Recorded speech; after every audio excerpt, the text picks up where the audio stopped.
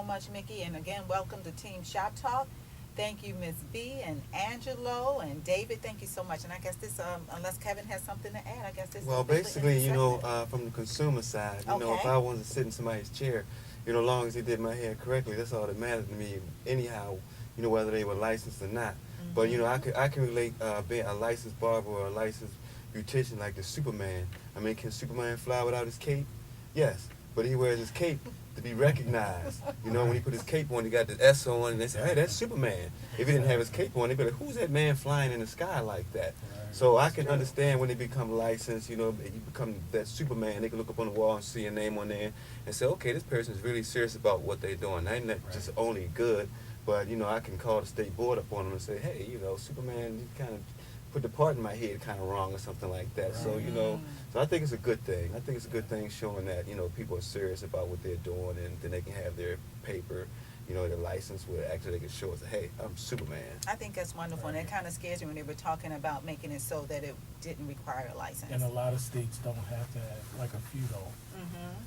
And that's kind of scary to me, that they aren't requiring licenses. And that's something, we may want to keep our eyes on that legislation. We don't want anything to slip past us, because we wanted to stay the profession that it is, which it needs to be, because we're talking chemicals.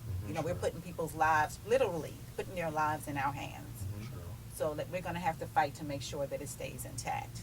And I want to take this moment to congratulate all you guys, for being, entrepreneurs, for having your own business, yes. Because that's something that I stress to people, like in the economy right now, a lot of people aren't working. It's a perfect time to really dig into yourself and see what it is that you really want to do and start your own business. Even if you're working, take the time right now, because you don't know how long that job's going to be. I called a friend of mine in Georgia about a week ago, and his wife was working for 22 years. Yes. And then she lost her job because the job moved, so this is the time for us to be entrepreneurs and get our business together and do what we got to do. There you go. Thank you again for tuning in to Shop Talk with Cassandra Renee.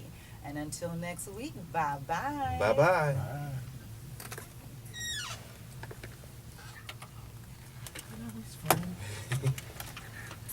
I don't know what happened to Jenna. Oh, I was like, yo, let's keep talking. I don't know what happened to him. Yeah. And I was too scared to talk about football by myself. They know you, Angelo. You was on there before. Wait, I'm getting old. Sitting too low. Say I'm a little stiff. Yeah. All right, y'all. Another episode of Shop Talk with Cassandra and Renee. Another one down. Uh-huh.